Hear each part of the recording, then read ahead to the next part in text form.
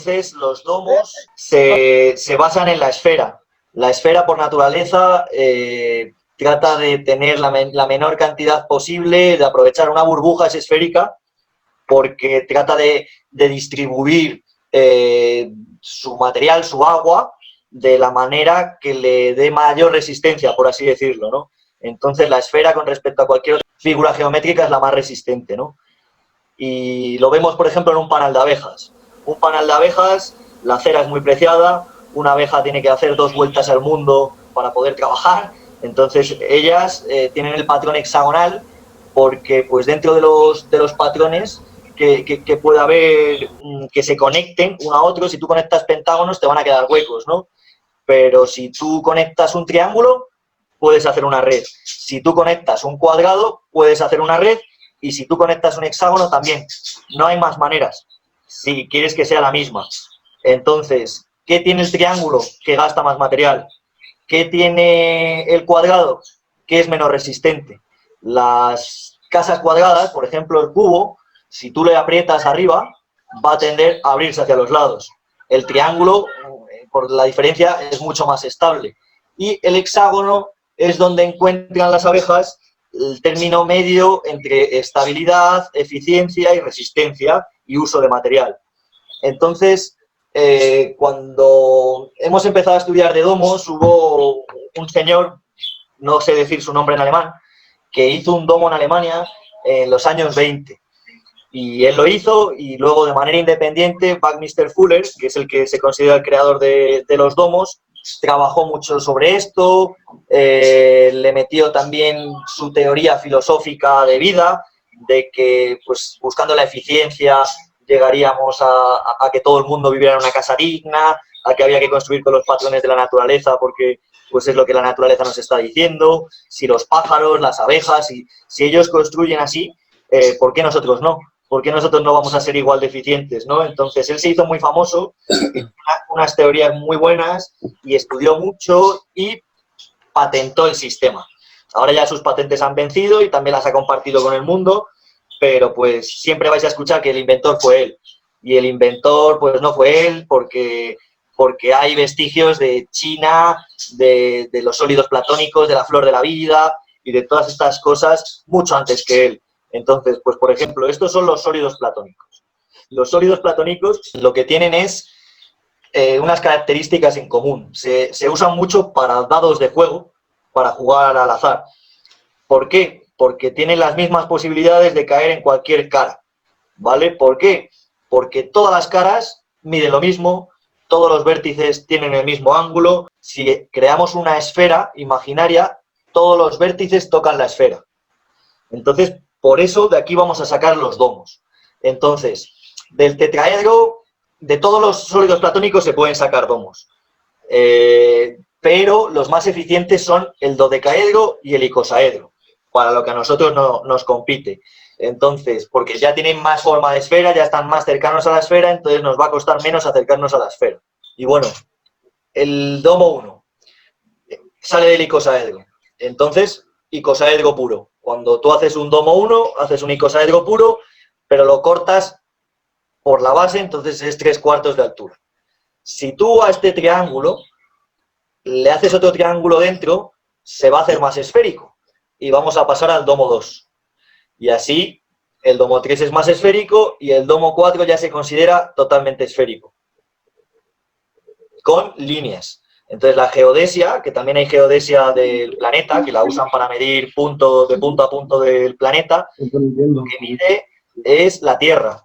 Entonces, trata de medir la Tierra del punto al punto más eficiente a través de triángulos. Entonces, por eso también viene el nombre de geodésico, que llega de punto a punto de la manera más rápida y se forman triángulos. Luego, el número áureo. El número áureo sale también de la secuencia de Fibonacci. La secuencia de Fibonacci es muy fácil. Tú pones 1 y le sumas 1, sale 2. Entonces al 2 le sumas el número anterior y sale 3. Al siguiente, y es una sucesión. Entonces esa sucesión la usa la naturaleza también para poder construir de una manera sencilla y acorde a una belleza. Se ha utilizado en el arte, se utilizan las tarjetas de crédito, cualquier tarjeta que tengáis, casi seguro tiene la medida áurea, ¿no? Entonces, por ejemplo, este rectángulo, esto es un rectángulo áureo. Entonces, simboliza una simetría de belleza, por así decirlo, para el ser humano y de una manera inconsciente te llega. Entonces, ¿qué pasa con el rectángulo áureo? Si nosotros hacemos un rectángulo áureo, y os lo recomiendo que lo probéis en casa, de la manera que os he enseñado, hacéis un cuadrado, lo partís por la mitad y lo sacáis como esta foto, y os hacéis 3. Y los intercaláis. Este va a ser plano, otro va a ser vertical y otro va a ser horizontal. Entonces, de aquí pueden salir también todos los sólidos platónicos. Entonces ya estás acorde, aparte de con la resistencia y aparte de estar acorde con la eficiencia, estás acorde con la belleza áurea. Entonces, pues también eso es otro punto a favor del domo con otras estructuras. La secuencia de Fibonacci genera la medida áurea y genera esta espiral, que la podemos ver en piñas, la podemos ver en plantas, la podemos ver en el universo, en cómo se forman las corrientes de nubes. Y entonces aquí, por ejemplo, cuando tú vas a diseñar un domo en SketchUp o en cualquier aplicación 3D, lo que haces es crear tus 3 rectángulos áureos, sacar estas caras, que quieres frecuencia 2, subdivides la cara, que quieres frecuencia 3, la subdivides más. Pero esta es la manera más purista o más pura de sacar un domo completamente áureo y perfecto. Tipos de segmento. Domo 1. Os recomiendo muchísimo hacer un domo 1, si no habéis hecho nunca uno, porque con 25 palos del mismo tamaño, del tamaño que queráis, no hay ni que multiplicarlo por el factor este es para sacar otros datos, os hacéis un domo. Si lo veis es un pentágono unido a otro pentágono, unido a otro pentágono, unido a otro pentágono. Ahora pues, no he sacado la foto de ese. Este es un pentágono y tiene un punto y otro pentágono. Este tiene el 3, un pentágono, una línea y otro pentágono. Entonces, si tú cuentas de centro a centro de pentágono, aquí vas a ver que el centro tiene una raya, 2 rayas y 3 rayas para llegar a frecuencia 3. En frecuencia 2, desde el centro de este pentágono, una raya, 2 rayas. Y en frecuencia 1, como están inscritos todos, de centro a centro es una raya. Entonces, por ejemplo, aquí en frecuencia 4, no se ve bien el pentágono en este, porque se queda justo en medio. Pero si contáramos de este centro del pentágono, a llegar al otro centro del pentágono, contaríamos 4 segmentos. Entonces, esos segmentos, siempre tú quieres un domo de radio 5, van a ser 10 metros de diámetro, siempre. Entonces, 5 por 0,61, 3. Entonces, tu palo A va a medir 3,09.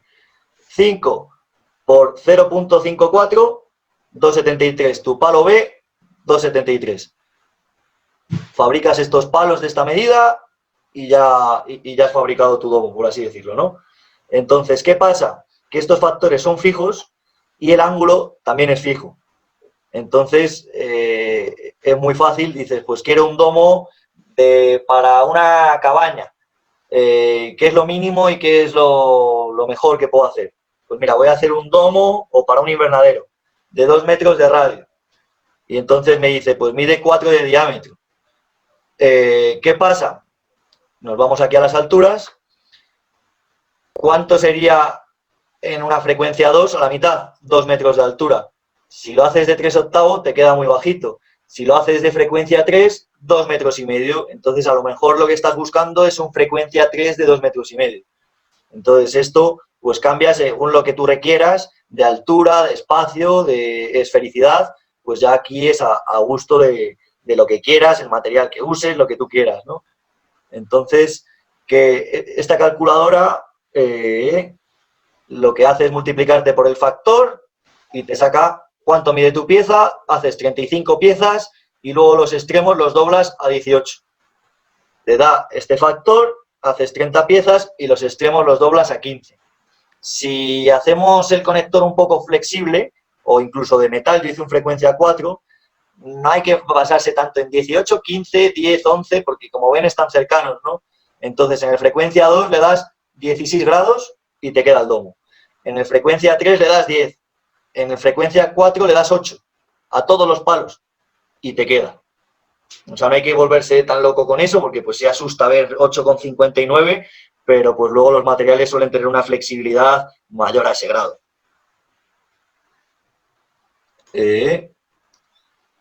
Aquí tenemos los planos para esta calculadora. Ay, es que tengo esto y no puedo girar aquí. Hasta el frecuencia 4, ¿no? Y aquí tengo calculado, pues para las distintas frecuencias, cuántos tornillos necesitas y cuántas roldanas y cuántas tuercas para hacer estos domos de bambú, por ejemplo. Contando con que yo a cada conector le pongo un solo tornillo, porque a mí me ha servido. Según los requerimientos le podéis poner 2. O sea, esto es para poder hacerlo lo más barato posible y que aguante. Entonces, también luego, cuántos triángulos tiene cada domo, que luego son diferentes, pero para saber cuántos tiene. Y esta sería la calculadora.